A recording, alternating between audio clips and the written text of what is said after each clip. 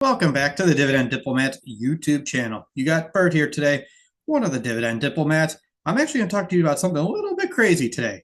My dividend income went down in January 2024 compared to last year. What the heck is going on, everybody? In today's video, I'm going to break down my January monthly dividend income. Every month, Lanny and I post on our blog our monthly dividend income summaries. It helps hold us accountable, but it also helps us motivate ourselves, see that income total going up and seeing the fruits of all of our hard work throughout the year, because we are dividend investors through and through. We buy those individual dividend stocks. We buy those individual ETFs to watch that passive income stream grow. But unfortunately, that's not what happened here in January. Bring up the summary chart here. Let's take a look at what's happening up here.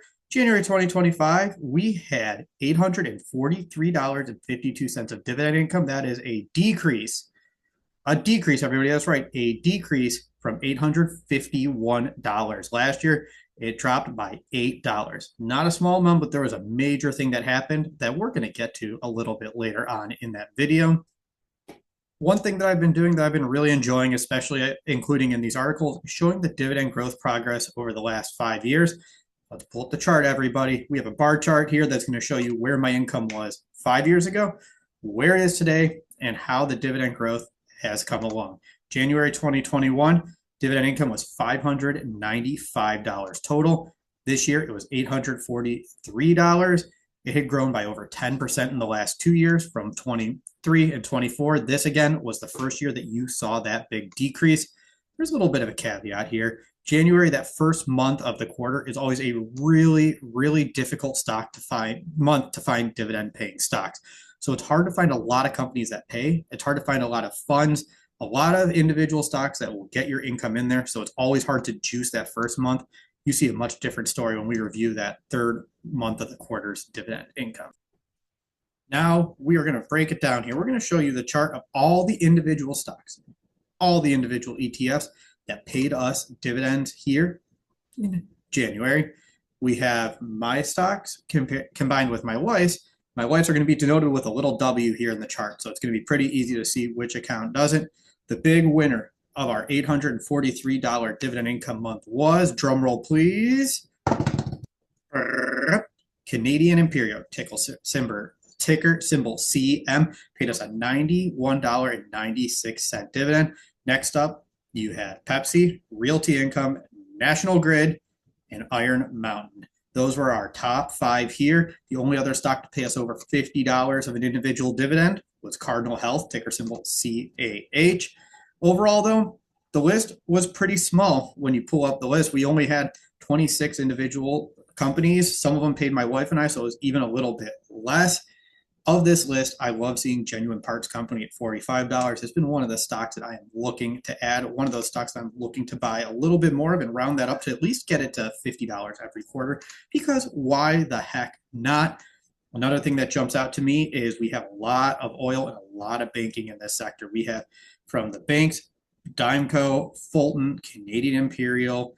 To round it out, oil stocks, you had Total, and you had Total, and you had Oxy built into there. So those were the two. They're not really my core oil position, so I'm not exactly sure what I'm going to be doing with them. Maybe it's time to exit them, consolidate my positions, and see what I can do to simplify my portfolio, because that is our goal on our channel here for 2025. There's a few other notes and observations I would love to call out here. In particular, you're going to see Mondelez. This was the first dividend payment we got from Mondelez. It was $11.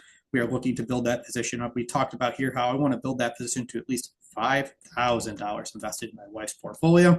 So you're going to see Mondelez shoot up a little bit throughout 2025 as we build up our position into a core. Last and not least, we found it. We figured out the driver for why our dividend dropped in January compared to last year.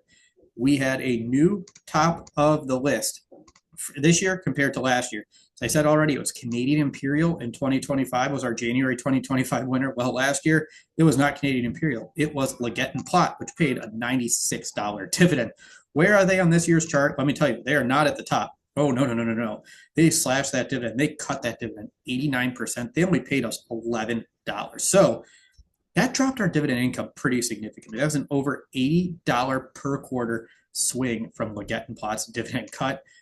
Our dividend income total dropped $8. Imagine the growth we would have had if Leggett and Plot would have maintained that dividend, or even would have dropped that dividend by only 50% instead of 89%. That's why dividend cuts can be so painful. That there are some great lessons to take away from Leggett and Plot, and ones that we are rolling forward as we continue to slim down our portfolio and make it better, because that's what it's all about. Okay, everybody, there it is. That's the rundown. We still received about $850 in dividend income in January, so I'm pretty pumped up about that. We had a major step back because of Leggett and Plot and that big old-fashioned dividend cut that we received. Overall, though, we are pumped up and we are excited to see our dividend income grow.